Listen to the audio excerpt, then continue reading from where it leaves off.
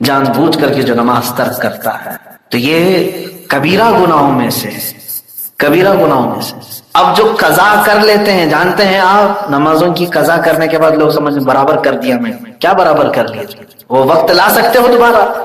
قضا کرنے والے کے لیے حکم کیا ہے جانتے ہیں آپ؟ فجر آپ کی چھوٹی اور اس کے بعد پھر آپ نے اب عشاء کے وقت اس کو پڑھ لیا، قضا پوری کر لی، ادا کر لیا، تو فرمایا گیا کہ وہ 2 رکعت کی قضا کرنے کے بعد توبہ الگ سے کرو، اللہ کی بارگاہ توبہ کرو کہ وہ وقت کو تم نے جو ضائع کیا، یہ تو خالی تم نے 2 رکعت برابر کیا، اب اللہ جو ناراض تھا اس کو کون منا رہا ہے؟ تو کیا تم برابر کھانا پوری کر رہے ہو؟ فل ان دا بلینک جو ہوتا ہے کہ یہاں سے اٹھا کے اتنا بھر دیا، نہیں، تم نے اللہ کے آرڈر کو ہلکے میں لیا اور سو کے گزار دیا۔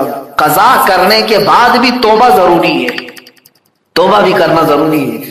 تو نمازوں کو جنہوں نے ہلکے میں لیا ہے ان کے لیے دردناک عذاب ہے، یہاں تک کہ میں آپ کو یہ تک بتاؤں، حضور اکرم صلی اللہ تعالی علیہ وسلم کے پاس ایک شخص آیا اور نماز پڑھ رہا تھا، نماز سے سلام پھیر کے آنے کے بعد اس نے حضور کو سلام کیا، حضور نے فرمایا جا پھر سے نماز پڑھ، تیری نماز ہی نہیں۔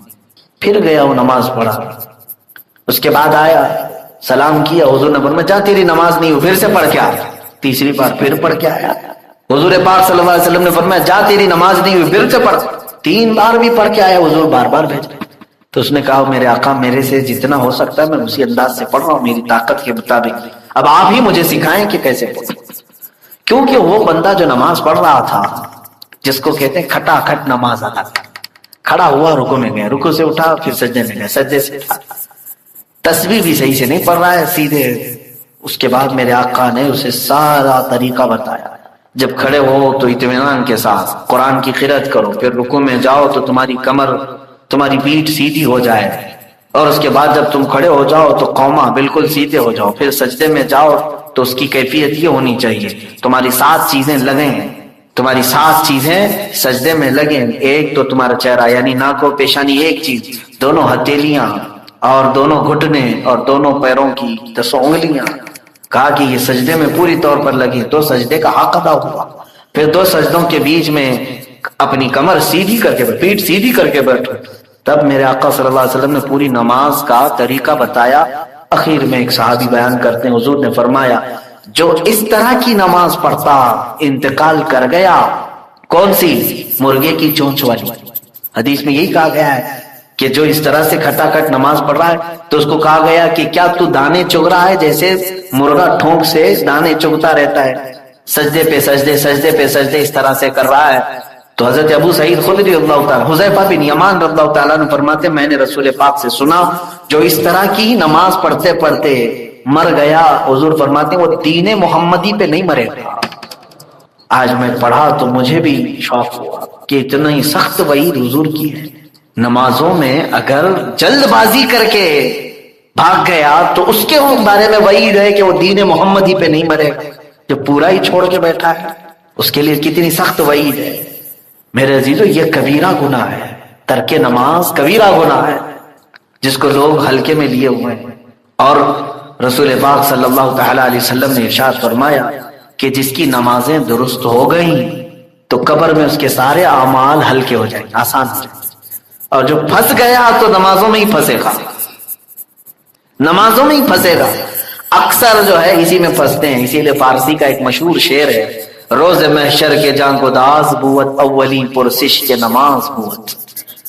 قیامت کا میدان جان پگھلا دینے والا ہوگا، لیکن سب سے پہلا سوال تمہیں نماز کے بارے میں، اور اس میں جو اٹک گیا تو کئی 100 سال تک کھڑا رہ جائے گا، کیونکہ نمازیں اتنی باقی ہیں۔ کہاں سے لے کے آئے گا؟ قرضہ ادا کرنے کس سے مانگے گا؟ نمازیں کون دے گا وہاں پر؟ سب کے پاس تو یہی حالت ہوگی، ماں انکار کرے گی، باپ انکار کرے گی۔ یہاں اگر کہیں دکان پہ چلے گئے پیسے کم پڑے تو مانگ لو گے نا، اب تو تمہارے پاس بہت ساری سہولیات ہیں، دکان والے سے کہہ دو گے کہ میں پے ٹی ایم کر دوں گا، فلاں کر دوں گا، آن لائن کر دوں گا، کچھ تو کرو۔ قیامت کے بارے میں سوچو، وہاں پکڑے جاؤ گے تو کیا تمہارے پاس آپشن ہے؟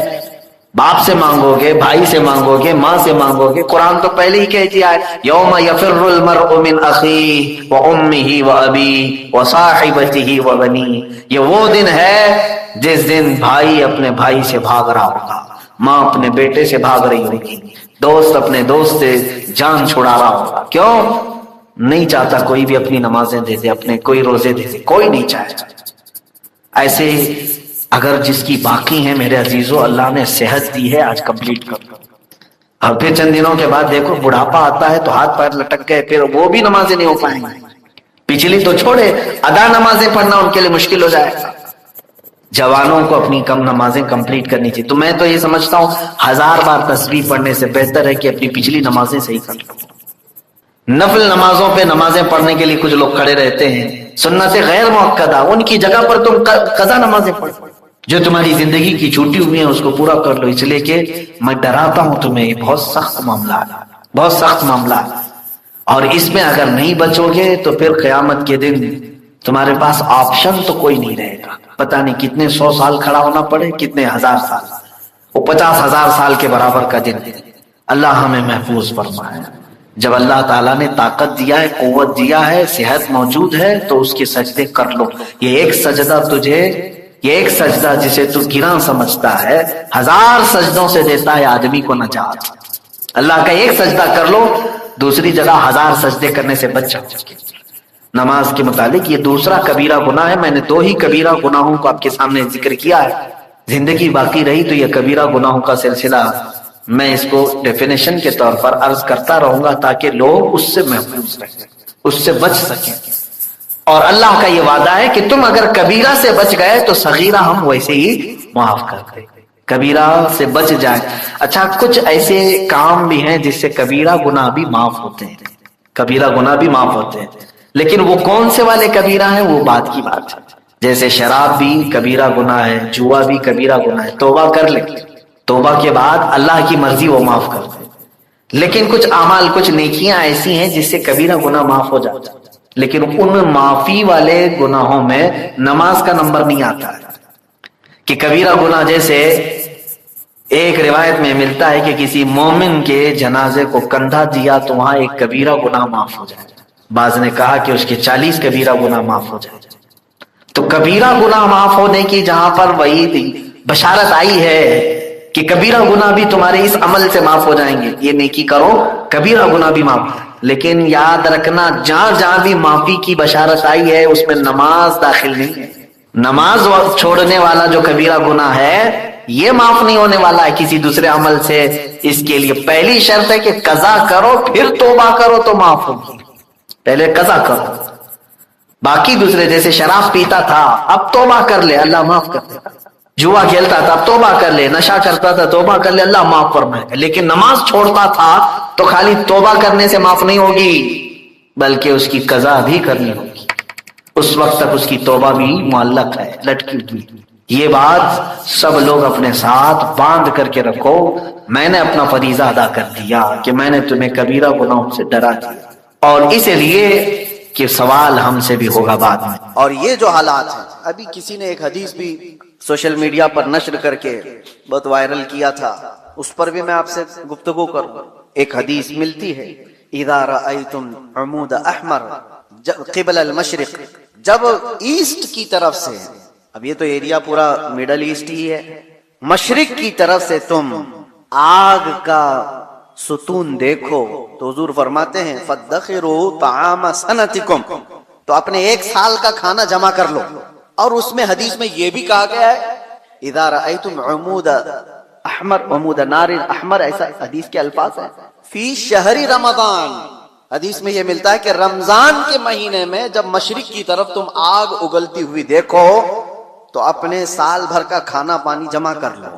اب ایک طرح سے اس حدیث پر جو کلام ہے وہ بھی میں عرض کرتا ہوں، اکثر ائمہ اکرام نے اس حدیث کو ضعیف قرار دیا ہے، اور ضعیف احادیث بہت ساری اعمال میں مقبول ہوتی ہیں، لیکن جن ائمہ نے اس کو ذکر کیا، اب اس کی تشریح ہم یہ نہیں کہتے کہ جس آگ کا اور جس ستون کا ذکر آیا ہے وہ یہی جنگ کے متعلق ہے اور یہی ایران سے نکلنے والی آگ کا ہے، یہ ہم یقین کے ساتھ نہیں کہتے، لیکن الفاظ یہ ملتے ہیں کہ مشرق کی سمت سے اگر تم آگ کا مینار دیکھو، یہ میزائل جب اڑتے ہیں تو یہ آگ کا مینار ہی بن جاتے ہیں، آگ کا ستون بن جاتے ہیں۔ بہرحال بہت ساری علامات ایسی ہیں میرے عزیزوں جس سے یہ اندازہ تو ہے کہ یہ آپس میں دنیا کو تباہ کریں گے، یہ طاقتیں ٹکرائیں گی اور دنیا کو تباہ کریں گی۔ عام لوگوں کی موت کثرت سے ہوگی، بڑے لوگ اپنی اپنی سیکیورٹی اور اپنی حفاظت کا انتظام کر کے بیٹھے ہوں گے، عام انسانوں کو مرنے کے لیے چھوڑ دیا جائے گا۔ جنگوں میں سب کی تباہی ہے، کہنے کو تو امریکہ کل اعلان کر دے گا کہ ہم جیت گئے، جیت کس بات کی ہے؟ کیا انسانوں کے ہزاروں قتل کے بعد کوئی جیتتا ہے؟ ادھر بھی قتل ادھر بھی قتل، اور انسانوں کی موت کے بعد ونر کس کو کہا جاتا ہے؟ یہ تو صرف اور صرف اپنے نفس کو بڑا بنانے کا ایک ذریعہ ہے، باقی جیت کسی کی نہیں ہوتی جنگوں میں۔ مرتے ادھر بھی ہیں، مرتے ادھر بھی ہیں، ہاں اتنا ہے کہ ادھر کم مرے ادھر زیادہ مرے، لیکن موت تو ہے۔ تو ناحق جو لوگوں کا قتل ہوتا ہے اور انسان اس میں مارے جاتے ہیں، یہ صرف اور صرف طاقتوں کے ٹکراؤ سے ہے۔ میں آپ سے ایک بات عرض کر رہا ہوں، اندازہ کرو کہ اگر دنیا نے تمہارے سپلائی چین کی نس کو تھوڑی دیر کے لیے روک لیا تو تم کیا کرو گے؟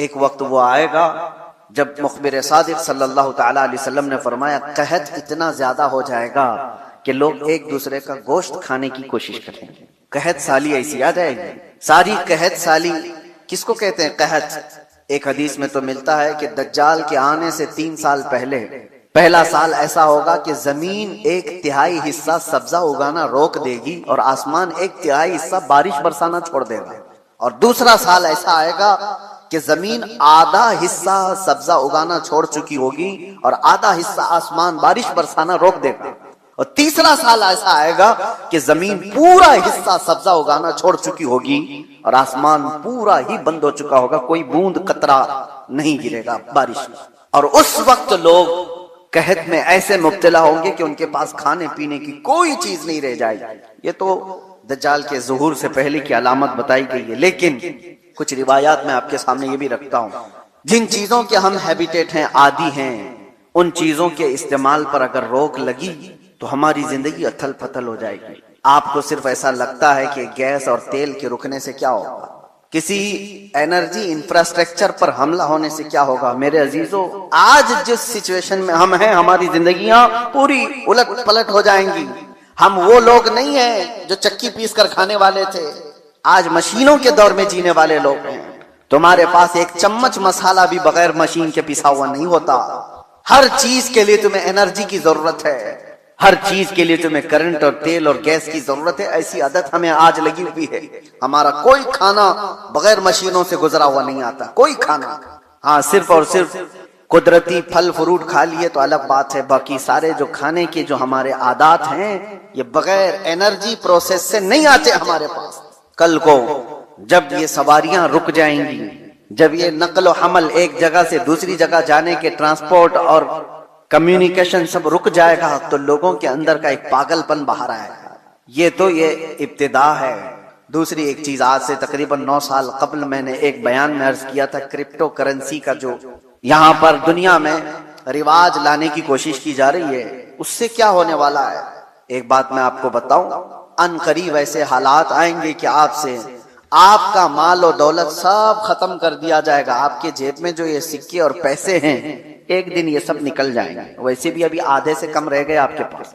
آپ کی جو دولت ہے وہ سب آپ کے بینکوں میں ہے، اور آپ موبائل لے کر کے گھومتے ہیں یا ATM کارڈ لے کے گھومتے ہیں۔ آپ کو بینک نے صرف اتنا بتایا اتنے ڈیجٹ ہیں آپ کے پاس پیسے، آپ کو بھی یقین ہے 10 لاکھ روپے آپ نے بینک میں جمع کیا اور 10 لاکھ کا ڈیجٹ آپ کو بینک نے دے دیا آپ کے موبائل کے میسج پر، اور آپ کو یقین ہے میرے پاس 10 لاکھ ہیں، پکڑنے میں کچھ بھی نہیں آپ کے پاس، اور نہ ہی روز جا کر کے آپ بینک کا مشاہدہ کر رہے ہیں کہ میرے جو نوٹ دیا تھا وہ ہیں کہ نہیں ہے، ہیں کہ نہیں ہے۔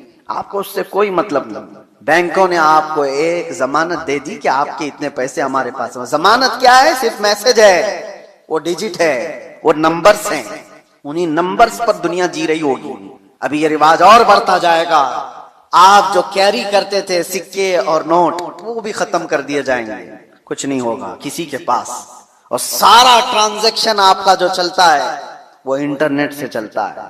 جس دن انٹرنیٹ کو شٹ ڈاؤن کر دیا جائے گا، سارے کے سارے فقیر ہوں گے، کسی کے پاس کچھ نہیں ہوگا، ان کے ہاتھوں میں نہ کوئی رقم ہوگی نہ کوئی پیسہ ہوگا، کیونکہ سب کچھ ان کو بتایا گیا تھا کہ بینک میں اتنے ڈیجٹ ہیں ہمارے پاس۔ اس کی کیا شیورٹی ہے کہ کبھی انٹرنیٹ بند نہیں ہوگا؟ اس کی کیا گارنٹی ہے؟ میرے عزیزو، اسی لیے پہلے کے دور میں لوگ درہم اور دینار رکھتے تھے، درہم اور دینار کیا ہوتے ہیں؟ درہم چاندی کا سکہ ہوتا تھا اور دینار سونے کا سکہ ہوتا تھا. حکومتیں چاہے جتنی بھی بدل جائیں، دینار کو آپ میلٹ کرتے تو سونے کی ویلیو ہمیشہ رہتی، چاندی کی ویلیو ہمیشہ رہتی. لیکن یہودیوں نے درہم اور دینار کو ہٹا کر کے کرنسی نوٹ لائے، کاغذ کے ٹکڑے جو آج ہماری جیب میں ہیں، 100 کا ہے، 200 کا ہے، 500 کا ہے، 2000 کا، جو بھی نوٹ ہیں، ڈالر ہو کہ یورو ہو کہ پاؤنڈ ہو کہ روپیہ ہو، سب کاغذ پہ ہیں. اور اس کاغذ کی ویلیو صرف اس لیے ہے کہ گورنمنٹ نے کہا ہے اس کی اتنی قیمت ہے، اور جس رات کو اعلان کر دے کہ کل سے یہ نوٹ نہیں چلنے والی، وہ سارے کچرے کے باؤ میں بھی نہیں جاتے. وہ کاغذ کے ٹکڑے ہیں، ردی پیپر ہو جائیں گے جس دن اعلان ہو جائے. اور ہو چکا ہمارے یہاں تو ایک بار رات میں اعلان ہو گیا کہ 500 کے نوٹ، 1000 کی نوٹ بند ہو گئی، ختم ہو گیا. وہ پیپر کہاں ہے آج؟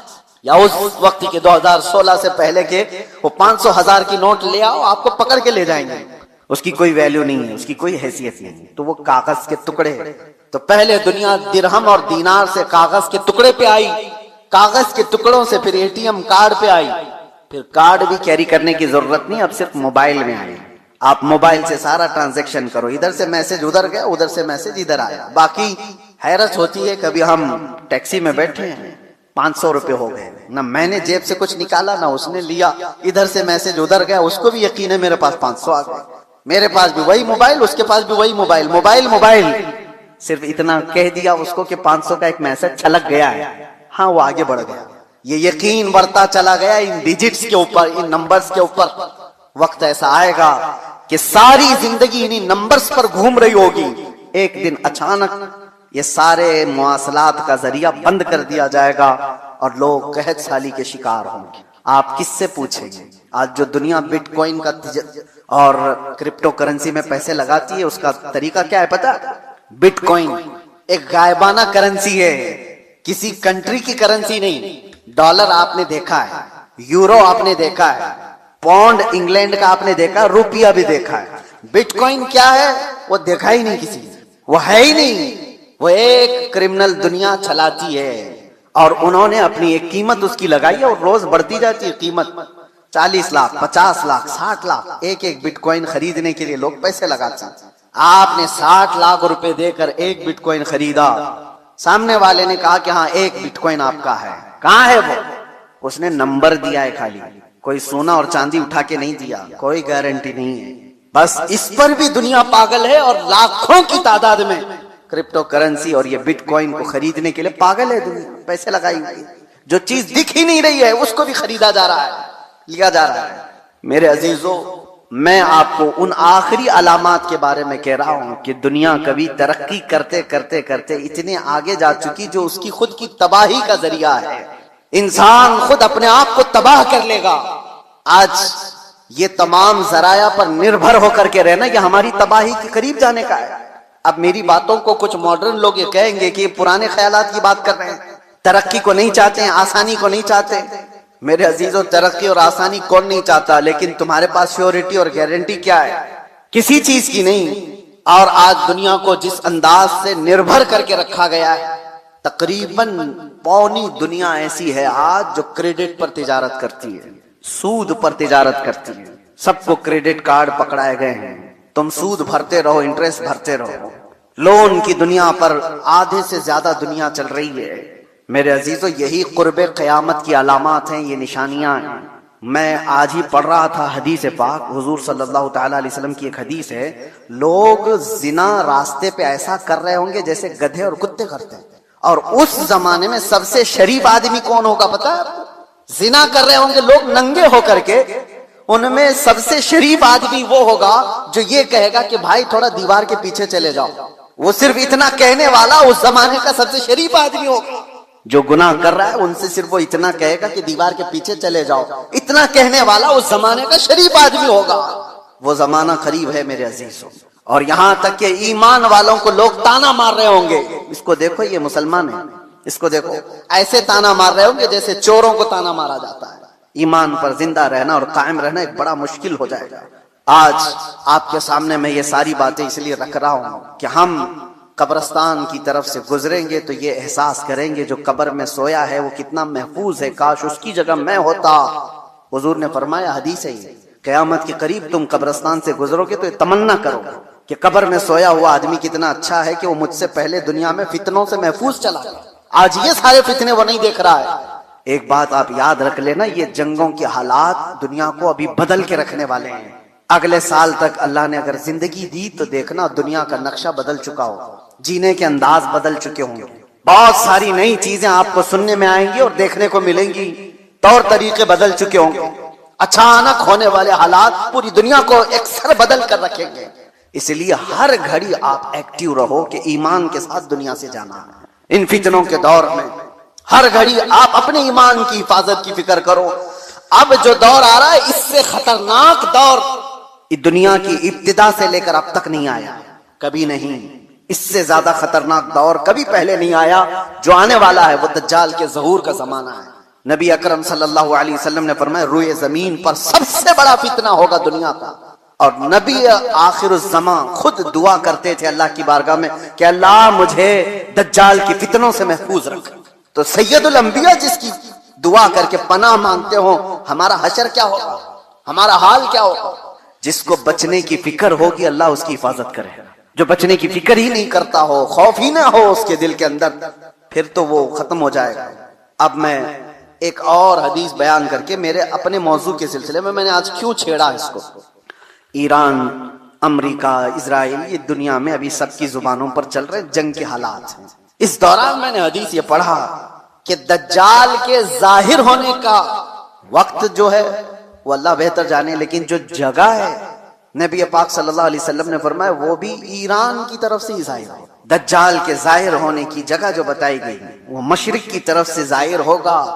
ایران کا ایک شہر ہے اصفہان، نبی پاک صلی اللہ تعالی علیہ وسلم فرماتے ہیں یتبع الدجال من اصفہان 70,000، حضور فرماتے ہیں اصفہان شہر سے 70,000 یہودی دجال کی فوج میں شامل ہوں گے۔ اب یہ اصفہان کہاں ہے؟ اصفہان تو یہ ایران کا شہر ہے۔ 70,000 یہودی ہیں یہاں پر؟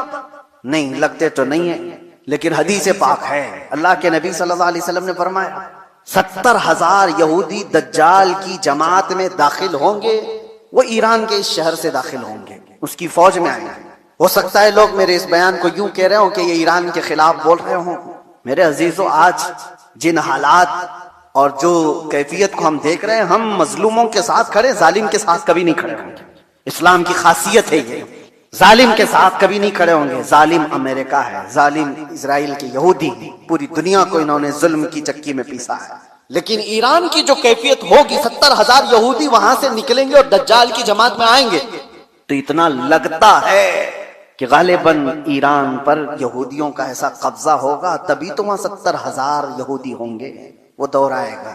آج جس حالت میں ایران لڑ رہا ہے، چند باتیں لوگوں کو خوش کر رہی ہیں، ایران نے اتنا ٹوکا، اتنا مارا، ہو سکتا ہے، اور یہودیوں کو اور سپر پاور کو گھٹنے ٹیکنے پر مجبور کیا، یہ وقتی طاقت ہو سکتی ہے اور اللہ کامیابی دے، ہم اس کے خلاف نہیں ہیں، لیکن حدیث پاک، مجھے اس حدیث پاک سے یہ لگتا ہے وہ وقت آئے گا جب ایران پر یہودیوں کا ایک غلبہ ہوگا، تبھی تو وہاں سے دجال کی جماعت میں لوگ شامل ہوں گے۔ دوسری حدیث یہ بھی میں بتاؤں، امام مہدی جب ظاہر ہوں گے تو فرمایا گیا امام مہدی کی جو فوج ہوگی وہ قسطنطنیہ کو فتح کرے گی۔ قسطنطنیہ کیا ہے؟ کانسٹنٹائن جس کو کہا جاتا ہے، یہ استنبول شہر ہے جو آج کا ترکی کا شہر۔ اب حدیث سنو، استنبول شہر کیوں فتح ہوگا؟ وہاں تو مسلمان ہیں۔ آج جو حالات ہیں استنبول میں، اذانوں کی آوازیں گونج رہی ہیں، لوگ نماز پڑھ رہے ہیں، پھر امام مہدی کیوں فتح کریں گے؟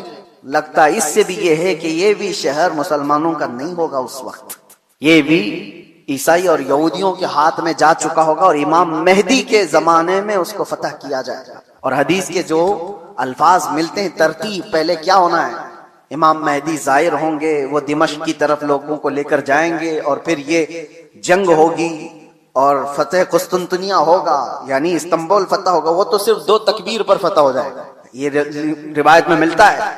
امام مہدی اور مومنین کی جو جماعت ہے وہ شہر کے باہر کھڑے ہو کر اللہ اکبر کہے گی، آدھا شہر فتح ہو چکا ہوگا، دوسری بار اللہ اکبر کہیں گے، شہر فتح ہو چکا ہوگا۔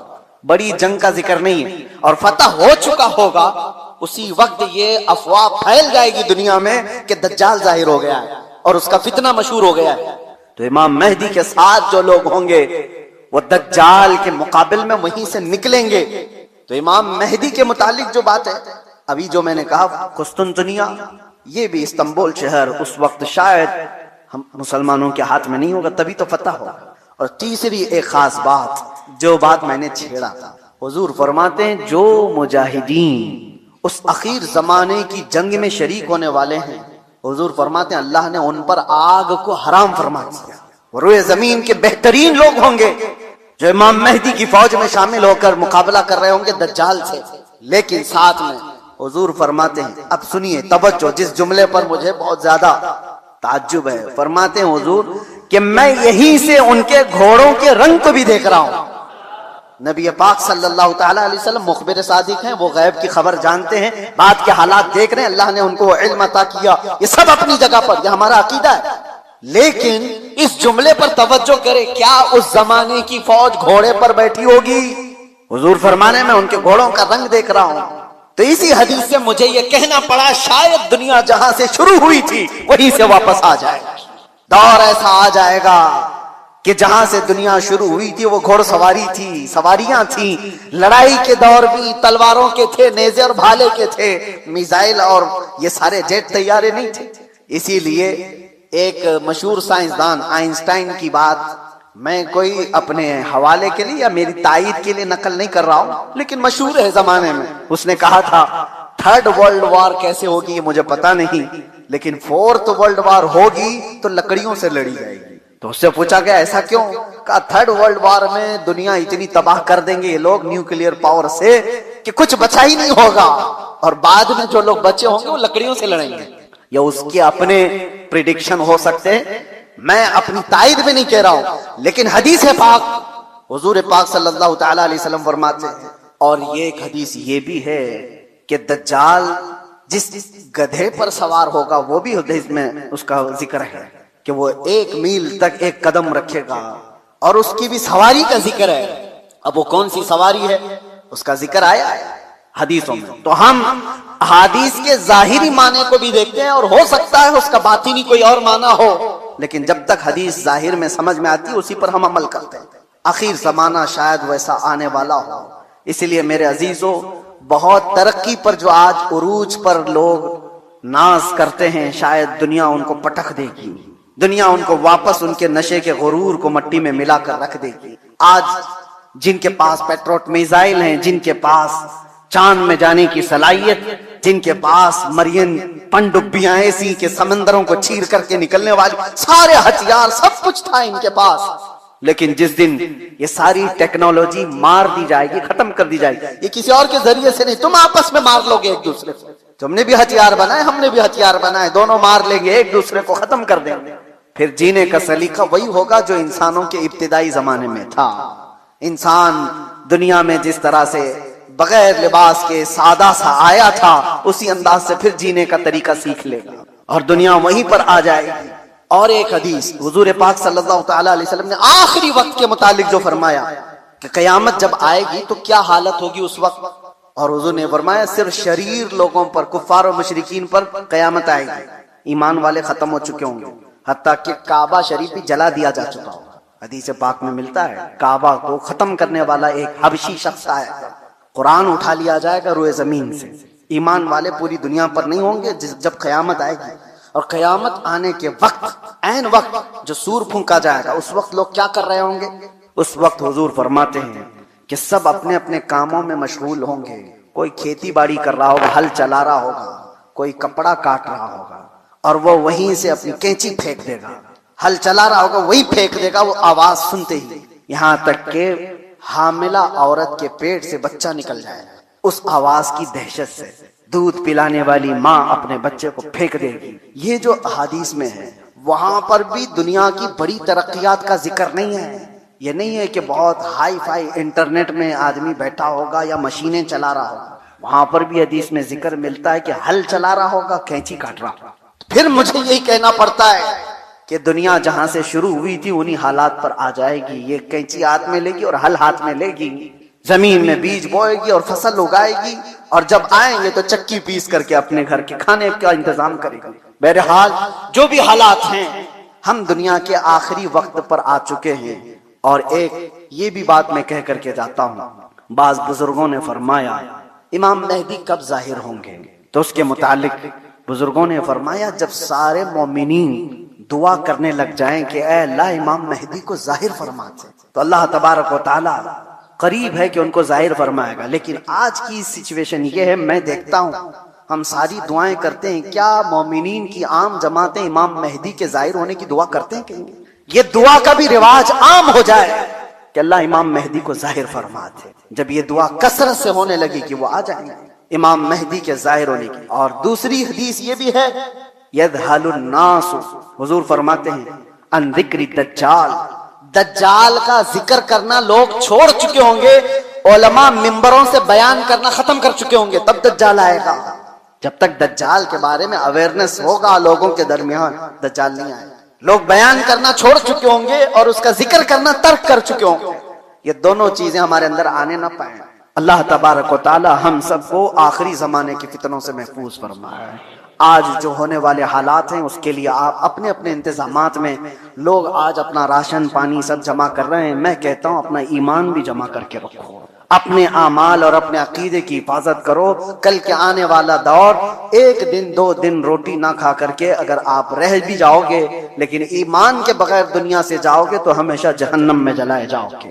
ایمان کی حفاظت بھی آج اتنی ہی ضروری ہے، اس لیے کہ آدمی جب مصیبتیں آتی ہیں تو انکار خدا کر